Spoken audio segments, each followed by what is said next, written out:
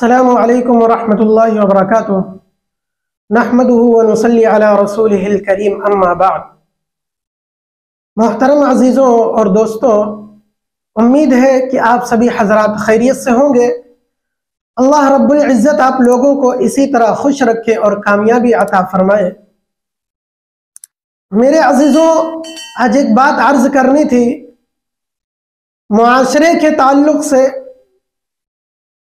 कि आज हम लोगों के बीच कुछ ऐसे हजरात भी रहते हैं, ऐसे लोग भी रहते हैं कि जिनसे सतर्क रहने की, बच कर रहने की बहुत ज़रूरत है।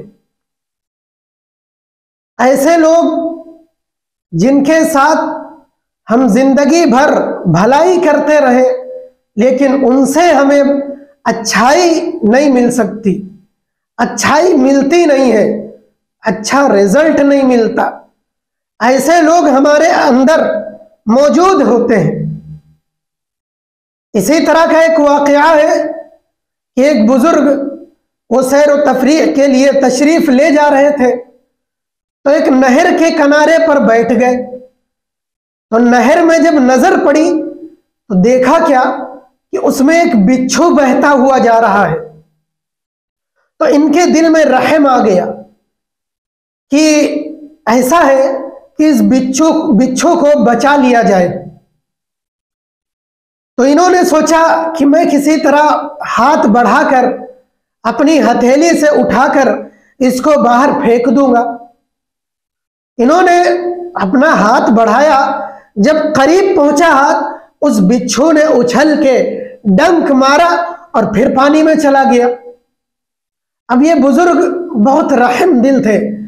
इनके दिल में ये बात आई कि मैं इसको बचाने की नीयत से, भलाई की नीयत से आगे बढ़ा था और इसको ये बात मालूम नहीं थी, लेकिन मुझे तो मालूम थी ना।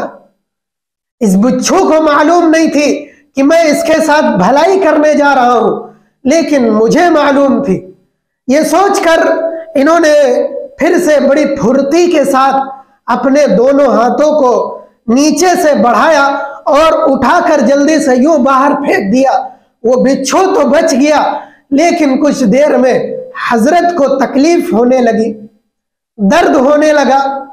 तो हजरत के जो मुरीद थे वो कहने लगे कि हजरत, इस बिच्छू को नहर से निकालने की कोई जरूरत नहीं थी, जबकि आपको मालूम था कि ये बिच्छू डंक मारता है, ये सिवाय तकलीफ के और कुछ नहीं देता है, तो आपको इसे बचाने की जरूरत नहीं थी। तो हजरत फरमाने लगे कि ए लोगों, आपको मालूम है कि ये बिच्छू डंक मारता है, तकलीफ देता है, लेकिन हजरत ने जो जवाब दिया वो बड़ा खूबसूरत। फरमाया कि वो अपनी आदत से मजबूर था और मैं अपनी आदत से मजबूर था। कितना खूबसूरत जवाब दिया कि वो अपनी आदत से मजबूर था और मैं अपनी आदत से मजबूर था। मेरे अजीजों, इसी तरह आप देख लीजिए, ये बिच्छू, इसके दिल में किसी भी तरह किसी से दुश्मनी नहीं होती है, किसी से उसके दिल में किसी का बुग़्ज़ नहीं होता है, किसी के लिए कीना नहीं होता है, अदावत नहीं होती, लेकिन इसके बावजूद वो डंक मार देता है। इसी तरह हमारे बीच भी कुछ लोग ऐसे मौजूद होते हैं कि जिनके साथ जिंदगी भर भलाई करते रहो, खैर खाही करते रहो, नेकी करते रहो, लेकिन वो एक ना एक दिन आपको डंक मार देते हैं। एक ना एक दिन वो आपको डंक मार देते हैं।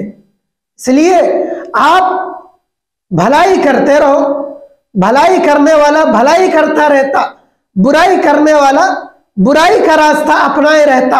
अब नेक लोगों को ये चाहिए कि वो भलाई करता रहे और बुरे को तो उसका सिला मिल ही जाता है। इसलिए कहा गया है कि नेकी कर, दरिया में डाल का मिसदाक होना चाहिए।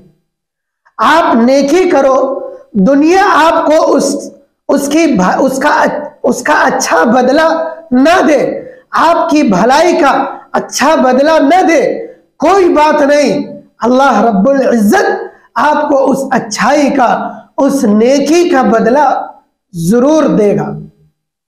इसलिए ऐसे लोगों से आप लोगों को बचने की, सतर्क रहने की बहुत जरूरत है, जो आपसे बस लेते रहे और आपसे आपकी अच्छाई लेते रहे, आपसे खैरखाही लेते रहे, आपसे मदद लेते रहे और मौका पाते ही वो आप पर खंजर चला दे, वो आपको निशाना बना दे, वो आप पर हमला कर दे, वो आपको घायल कर दे, वो आप पर तीर चला दे, वो आपको खंडर में गिरा दे, वो आप पर इल्जाम लगा दे, वो आप पर तोहमत लगा दे।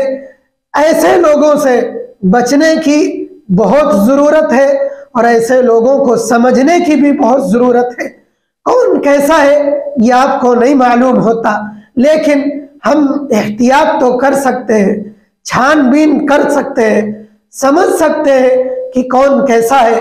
अगर आपको जरा भी आप ये महसूस कर रहे हैं कि ये आदमी हमारे लिए बेहतर नहीं है, तो आपको ऐसों से बचने की बहुत जरूरत है। अल्लाह रब्बुल इज्जत कहने सुनने से ज्यादा अमल की तौफीक अता फरमाए। व आखिरु दावाना अनिल हम्दुलिल्लाहि रब्बिल आलमीन।